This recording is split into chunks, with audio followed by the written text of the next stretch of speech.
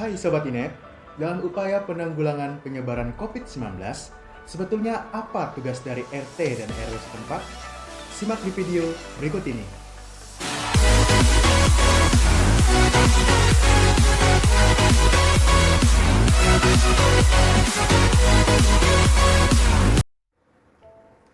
Sobat Inet, saya tidak akan pernah bosan untuk sharing atau membahas tentang COVID-19. Karena sejujurnya saya sudah ingin sekali kita bebas dari pandemi COVID-19. Dan saya yakin Anda juga seperti itu. Betul? Ya, di kesempatan kali ini saya akan sharing sebetulnya apa tugas RT dan RW di tempat tinggal kita, di daerah kita, di wilayah kita. Ya, pertama saya akan membahas tentang RT-nya. Apa tugas RT? Jadi sebetulnya ini saya mengadopsi atau saya mempelajari sharing dari apa yang didapat dari pedoman DKI Jakarta Siaga. Ya, di situ dimuat membahas apa tugas dan peran dari RT dan RW setempat. Nah, sebagai langkah tindak lanjut PSBB, ini sangat penting sekali untuk diperhatikan agar tidak kecolongan nih penyebaran yang tadinya tidak ada kasus di daerah itu, tapi karena kecolongan jadi ada kasusnya.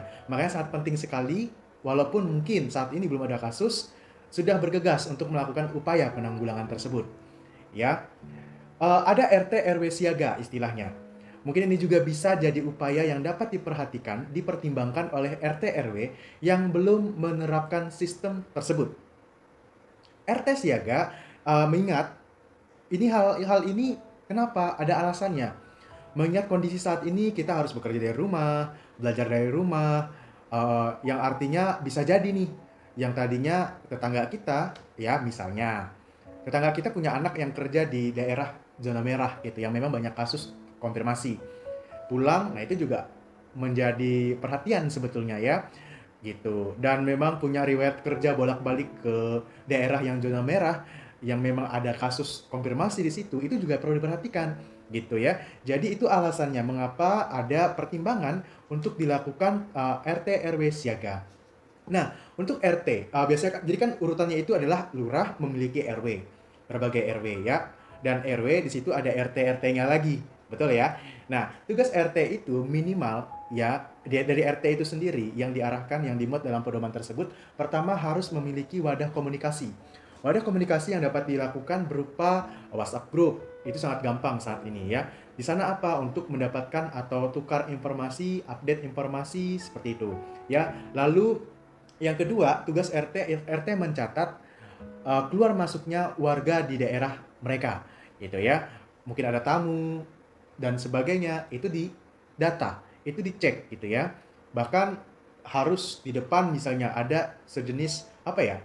Titik poin untuk cek checkpoint, bagaimana suhunya, bagaimana ini orang mau kemana, benar-benar didata pendataan dari situ.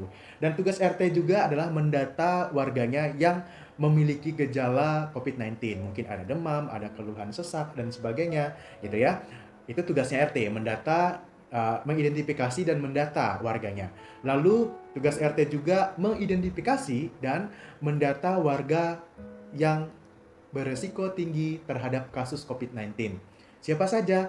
Itu bisa lansia ya, bisa orang-orang dengan memiliki riwayat penyakit. Nanti saya lampirkan penyakit apa saja yang rentan ya. Lalu ada kelompok ibu hamil juga seperti itu ya, dengan kondisi-kondisi tertentu. Nanti saya akan tampilkan apa kondisinya yang seperti apa yang dimaksud seperti itu ya.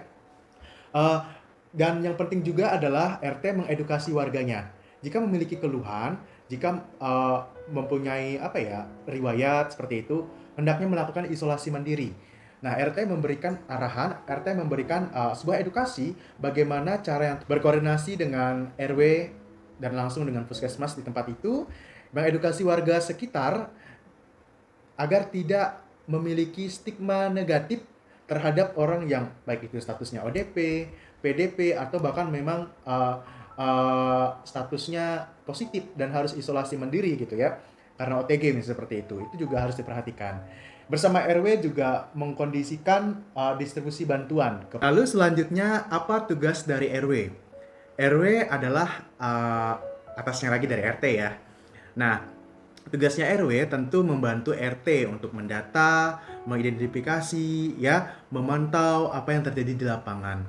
Ya, mulai dari data-data yang memang saat itu warganya adalah warga yang memiliki resiko tinggi atau warga yang sudah memiliki gejala, gitu ya. RW juga memperhatikan atau melindungi warganya yang memang eh, saat itu harus isolasi mandiri.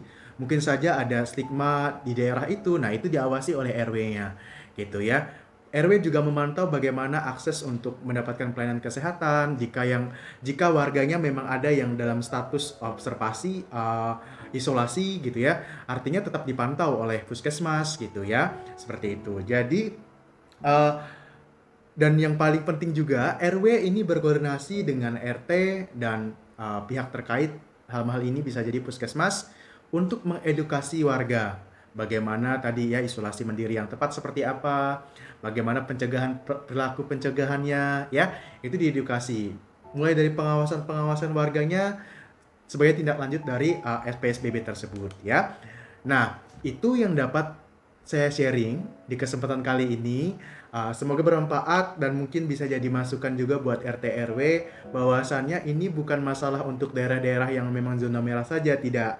Karena takutnya kecolongan gitu ya, takutnya kecolongan. Jadi sudah bisa diterapkan juga sebetulnya sebagai bentuk upaya pencegahan, karena mencegah kan lebih baik gitu ya. Jadi kita juga sebagai warga yang tinggal di tempat itu mungkin saat ini RT-nya biasa-biasa aja nih. Nah, kalau bisa diusulkan gitu. Demikian supaya kita sigap, supaya kita ngerti gitu ya. Nah, dalam hal ini mungkin kan yang menjadi dilema saat ini masalah ekonomi. Misalnya pasar dan sebagainya masih harus beroperasi. Yang paling penting itu adalah masyarakat atau personal warga ini mengerti bagaimana paling penting itu pencegahannya. Ya, pencegahannya baik itu secara langsung dan tidak langsungnya. Itu yang sangat-sangat perlu diperhatikan dan diikuti dan diaplikasikan gitu supaya kita benar-benar terjaga gitu dari COVID-19 ya. Itu saja yang dapat saya bagikan di kesempatan kali ini. Besar harapan saya, semoga kita yang nonton video ini juga bisa menjadi apa ya, seperti halnya yang saya katakan di video-video saya yang sebelumnya, bahwa kita bisa menjadi perpanjangan tangan mulut untuk mengedukasi, sharing kepada warga sekitar, bahwasanya seperti apa gitu ya. Mungkin ini masih kurang, teman-teman, sahabat Inet bisa cek kembali ya, Google pedoman-pedoman yang memang adalah arahan yang tepat, bukan hoax gitu ya. Yang jelas saya sharing hari ini karena saya anggap ini penting. Warga wajib untuk tahu ya bagaimana respon, bagaimana kesiapsiagaan yang perlu warga lakukan dalam menyikapi COVID-19. Ya, itu saja yang dapat saya bagikan di kesempatan kali ini. Sebenarnya tadi udah tutup ya. Nggak apa-apa. Karena saya benar-benar antusias sekali gitu. Karena kan saya memang orang kesehatan masyarakat gitu ya. Saya ingin sekali gitu loh. Maksudnya kita itu apa ya, melakukan bagian kita. Lagi-lagi mungkin kita tidak bisa langsung pegang pasien COVID-nya, tapi kita melakukan versi kita nih sekarang gitu ya. Maka dari itu saya mohon dukungan dari teman-teman semuanya yang menonton saat ini. Ayo kita sama-sama bagikan, sharing ke orang sekitar kita supaya mereka semakin sadar, semakin kooperatif untuk melakukan perilaku pencegahan. Ya, jangan lupa di like, di share, di komen jika ada yang perlu didiskusi, dan tentunya buat kalian yang belum subscribe YouTube channel ini supaya dapat berkembang lebih baik lagi dan bermanfaat bagi banyak orang. Terima kasih.